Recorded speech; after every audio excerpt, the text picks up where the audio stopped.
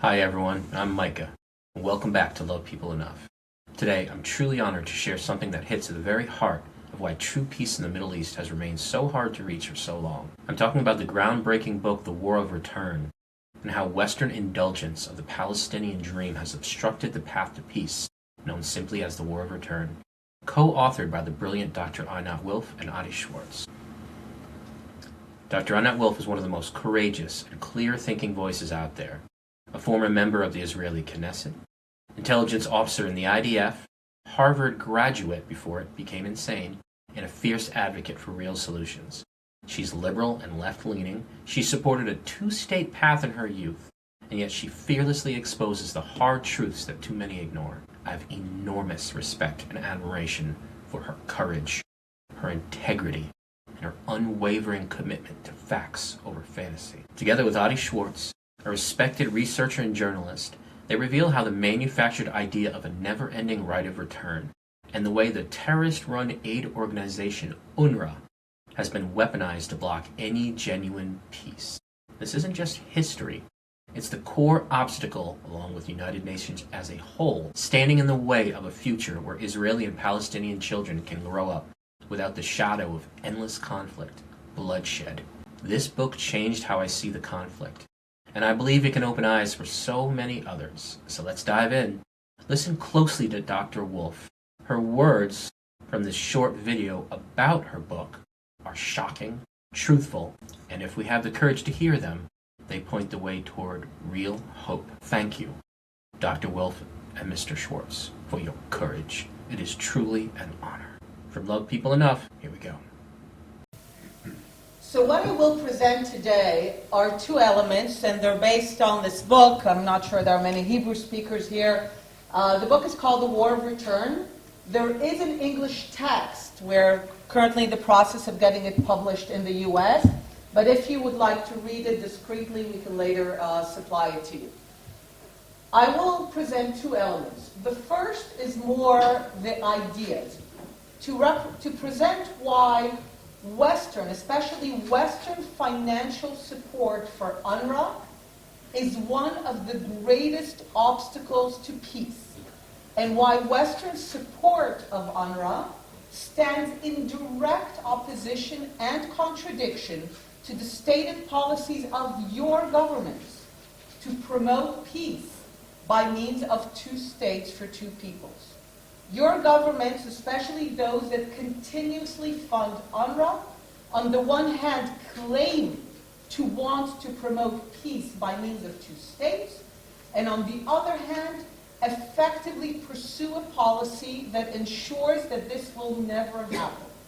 So I will explain that first, and then I will discuss what alternative policy mechanisms we have in order to dismantle UNRWA and send a very clear message from your governments about what is expected. So first, to the idea of the policy of making peace by means of two states. And here it's important to emphasize the Deputy Minister and myself come from very different political parties and political directions. But the fact that we're both here together demonstrates to you that this issue enjoys the broadest consensus in Israeli society, from the left and from the right. So the idea of two states, certainly for someone like me coming from the labor, from the left, having worked with Yossi Beilin and Shimon Peres, is based on a very simple notion. Neither side can have it all. Very basic. This is at the core of why your governments tend to be very firm and vocal on Israel's settlement policies. Because you view it, and in my view rightfully, as something that undermines the possibility of two states. You continuously send the message to Israel that it is not acceptable, that you do not support it, and that you believe that Israel has a commitment and a responsibility to divide this land with the Arab inhabitants who have the equal right to be sovereign. Fair enough. Good.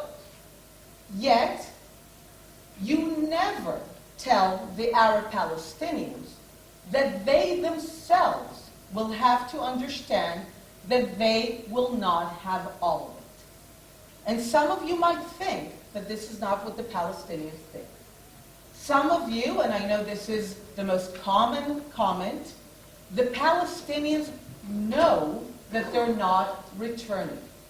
Palestinians know that the idea of millions, and it's not just UNRWA registering 5.4, 5.3 million, the Palestinians claim 9 million. They're counting citizens of Sweden, not an area of operation of UNRWA. So it's not just about the idea that millions of Arab Palestinians will turn the Jews into a minority in an Arab state. I think almost all of you are under the mistaken impression that the Palestinians know that this is not going to happen. Now, I've invented a word. It's based on a word that I did not invent. It's called mansplaining. I'm sure you've heard it by now. I also heard it recently in French. It's called m'expliquer, which is great. Mansplaining is when men explain what a woman has just said or what she would think. So I invented a word based on that. It's called westplaining. Westplaining is when Western diplomats and journalists explain away what Palestinians have just said. And Palestinians are very clear that they demand return, that they believe that it's an inalienable right.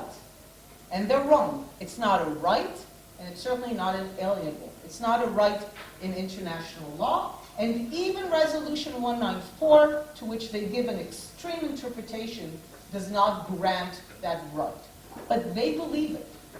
And they refuse to sign and enter into any agreement that would forgo it for good and for all. Why? Because at the core of the conflict remains one idea, and one idea only. The idea that Israel is temporary. That Israel, as the sovereign state of the Jewish people, is a temporary existence. This is at the core of the conflict. And from the Arab perspective, it's a rational thought. If you think that Arab Palestinians are irrational to think of return, that the rational idea is to understand that Israel is here to stay, you're not looking at the map.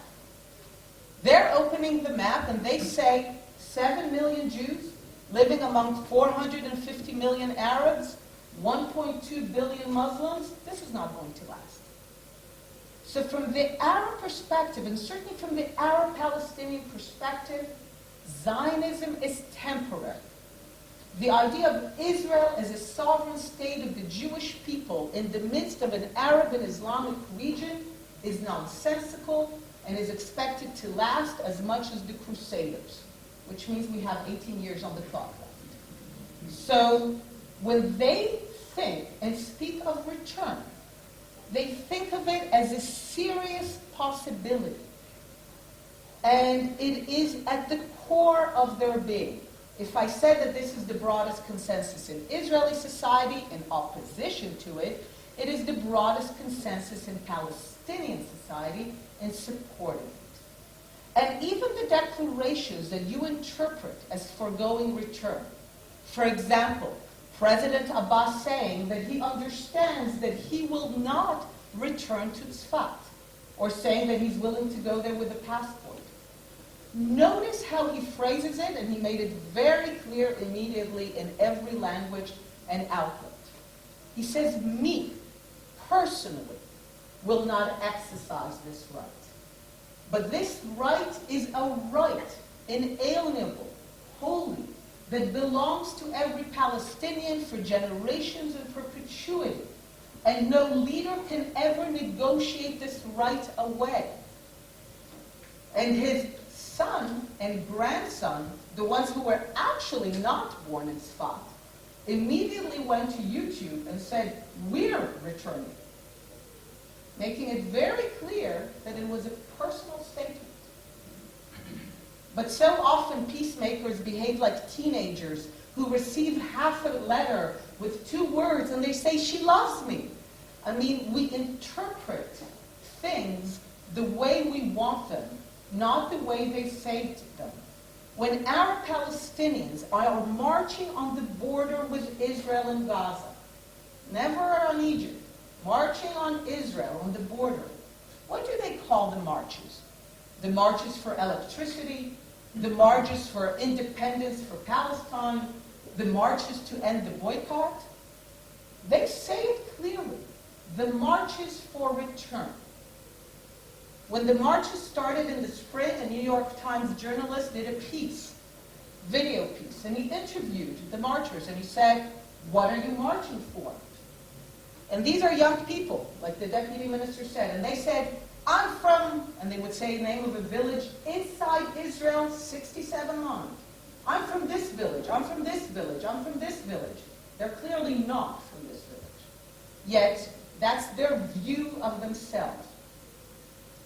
We are going to take back this land. It belongs to us. From the river to the sea, Palestine will be free. They say all of that to the journalist. And then the journalist sums up the piece and says, they are marching against the difficult conditions in Gaza. This is West Wing. They tell you what they're fighting for, and so many interpret it in a way that we want to believe. And this is the greatest obstacle to peace. I am no supporter of the settlement project. I think it's Israel's greatest folly and an entire waste of resources. But Israel demonstrated its ability to take down settlements for peace and even for much less. And we will do so again for peace. The Arab Palestinians are yet to take one person off the list of being refugees. And you want to see where the absurd is? In the West Bank, in the Palestinian Authority. I'm sure many of you have visited refugee camps near Ramallah. Maybe you even took foreign visitors from your country there. Has anyone ever bothered to ask what a refugee camp is doing next to Ramallah? A young person born in that camp, and by the way, they're not camps anymore, they're neighborhoods. A person born in that camp is a refugee from Palestine. Which Palestine exactly is he a refugee from, having been born next to Ramallah? To him it's very clear. It's the Palestine from the river to the sea. The question is, why do you support it? Because you are complicit in fueling the Palestinian vision that Israel is temporary and that return is possible. And even if you think that I'm talking nonsense and the Palestinians know that they're not returning, then why not say that? Why coddle them? If your government's policies on the refugees and on UNRWA was the same as your policies, or let me put it this way, if your government's policies on settlements was the same as your policy on UNRWA and refugees, it would look like this. The question of territory and settlements is a final status issue. We don't want to prejudice it, right? This is what people say about refugees. We don't want to prejudice it. You know what? Go build anywhere you want. We have nothing to say. We're even going to give $1.2 billion to build settlements. And don't ever tell the settlers that they will have to leave. We don't want to hurt their feelings. And we believe that when the moment comes for Israel to negotiate in good faith the establishment of a Palestinian state, we trust Israel to do so. I assume you think this is an insane policy. But this is precisely what you're doing with UNRWA and the refugees.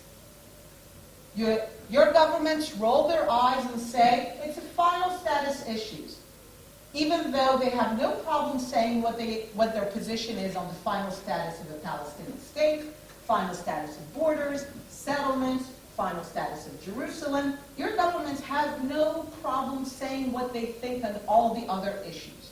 But on this issue, suddenly, final status, we don't want to prejudice. Then You fund this over $1 billion a year. You think that the money is just for social services. It doesn't mean that you support return into Israel. It doesn't mean that you think the Jews should be a minority in an Arab state. But the Palestinians are right.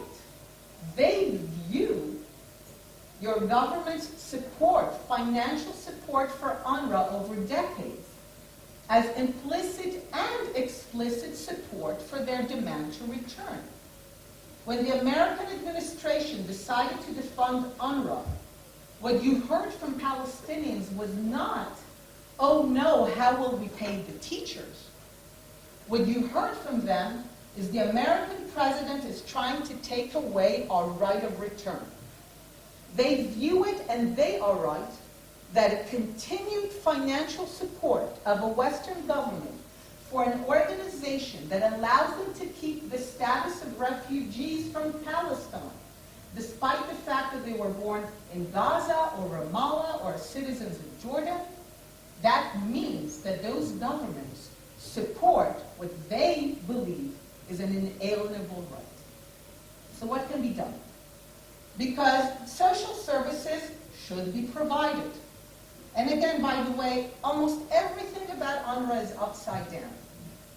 It's not that UNRWA exists in order to provide the social services. The social services are provided in order to keep alive the status of refugees. It is the goal. And the Arab demand to be refugees is precisely because they want to send the message that the war is not over. They may have lost the war to prevent Jewish immigration in the 20s and 30s. Sadly, they did not lose that war enough.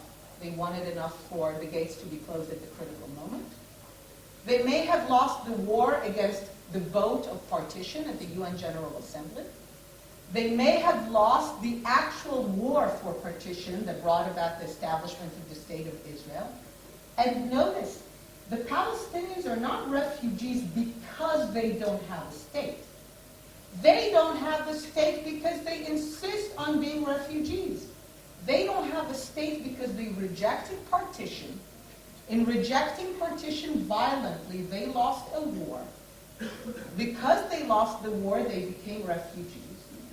But again and again, they refuse any agreement that would mean that they have a stake in part of the land.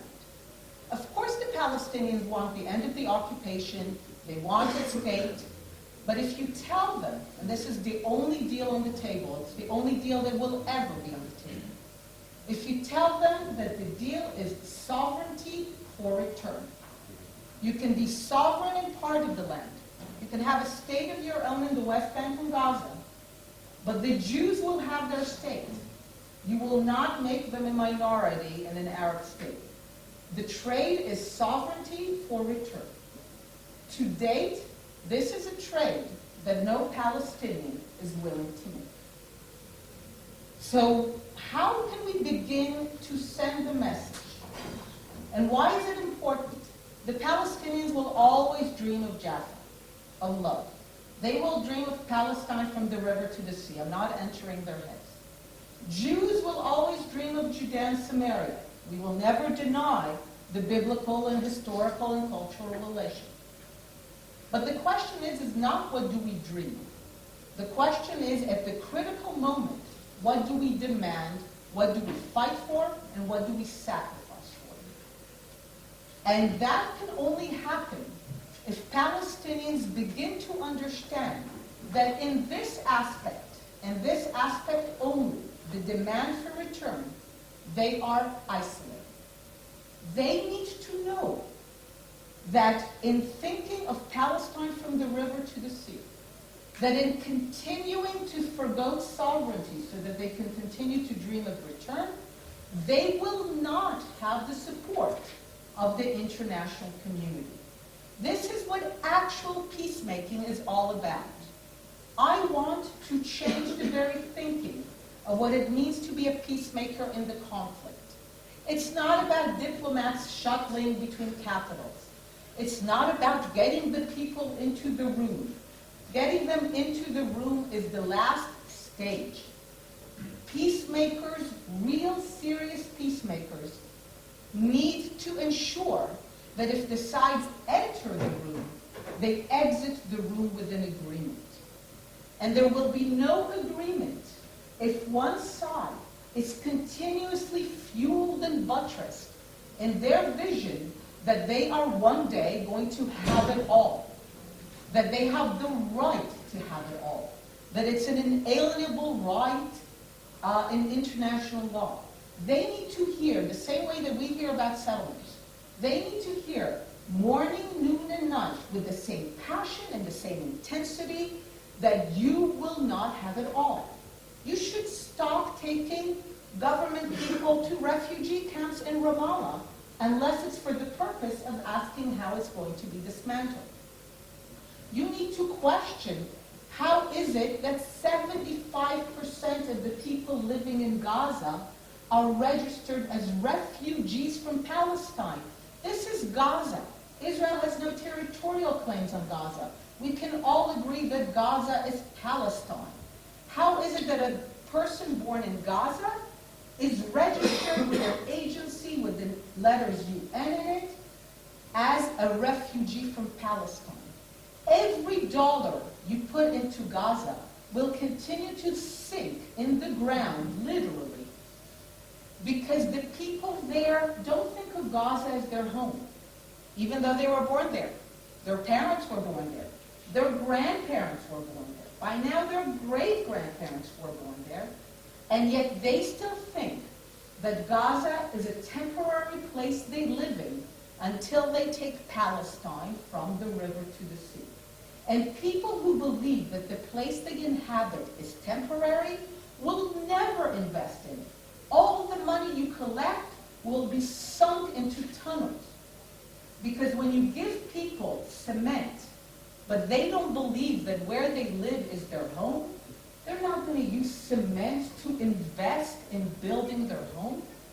They're going to use cement to build a tunnel to take their real home, the home that they believe was unjustly taken from them. And your governments are fueling that and legitimizing that vision. So UNRWA has to be dismantled, not because of the social services. The social services can be provided elsewhere. And I'll explain. It needs to be dismantled so that the Palestinians will know that the UN does not support their maximalist vision of from the river to the sea. UNRWA needs to be dismantled so that they will know that the governments of Europe and the West are not supportive of their demand for return. Do not think that they possess that right. Do not share their extreme interpretation of Resolution 194. They need to hear it morning, noon, and night. Every time you say something about a settlement, say something about the fact that they are not refugees. People living in the West Bank and Gaza are not refugees from Palestine. They are in Palestine. That's 40%. That's 2.2 million. People living in Jordan as citizens. And by the way, 82% of them are not even in camps. They're wealthy businessmen in Amman, and yet they have the status of refugees. In the West Bank, 75% don't live in the camps, and the camps are not even camps. But middle-class lawyers from Ramallah are considered refugees from Palestine. And your governments support that, fuel that, legitimize that. So you need to send a message that tells them, you're not refugees. You're not. You are people living in Gaza, in the West Bank, and you can have a future. And we will support you to have a Palestinian state in the West Bank. But we are done supporting this notion that one day you will return into the state of Israel. The state of Israel will not be yours. Never. And you are not refugees in Jordan. You're citizens of a functioning state. That's already 80% of the numbers. That's 4.4 million of 5.3. So in these places, it's very clear who services. In Jordan, the government of Jordan supplies the services. Give the money to the Jordanian government. I'm very much aware of the sensitivities, the stability of the Hashemite kingdom. Do it discreetly, but ultimately, there is no need for you to collaborate with the notion that Jordanian citizens who are wealthy business people in Amman are refugees from Palestine. You want to help the Palestinian Authority? Great. Tell them that the money will transfer for every school that they transfer from UNRWA to their system.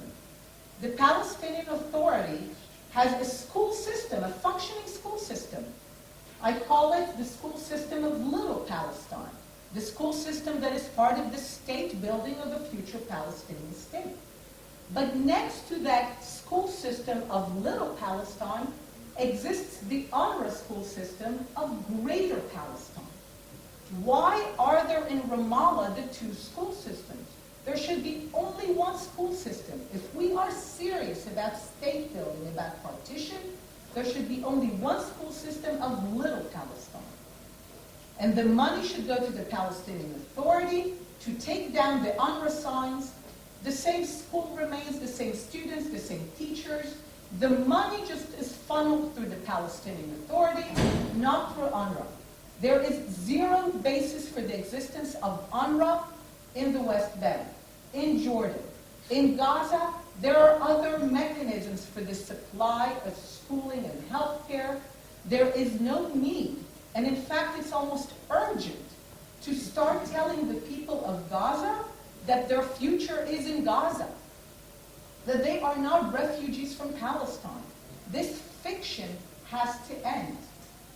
And even though these are not your countries, the other 20% live in Syria and Lebanon. Just so you understand again the absurdity. In Syria, 500,000 are registered as refugees from Palestine. By the way, the vast majority of them have left decades ago. The multi-millionaire father of supermodels Gigi and Bella Hadid living in LA is registered still on the books of UNRWA as a Palestinian refugee in Syria.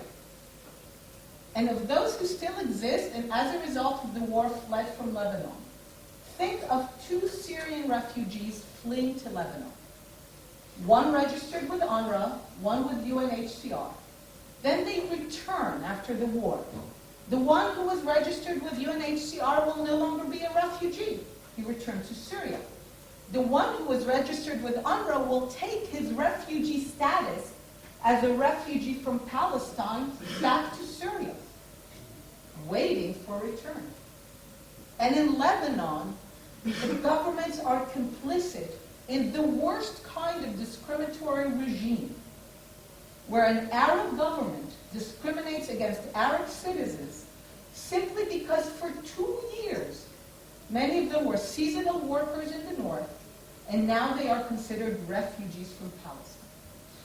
So there are alternatives to supply the services everywhere. Once the goal is set to separate UNRWA's political mission of perpetuating the conflict with this idea that Israel is temporary, that Palestinians are refugees from Palestine, and that one day they will return, this mission has to end with a clear voice, and the social services can be provided by alternative means. And the purpose, I believe now, is for every government that truly seeks peace is to demand the beginning of the transfer of these services into alternative providers and away from UNRWA and its political mission. Thank you. Hey everyone, this is Micah. And this is Aaron. From Love People Enough. Please consider signing up for our Patreon so we can continue to bring you hard-hitting episodes and grow our channel to reach the widest audience possible. Link below in the description.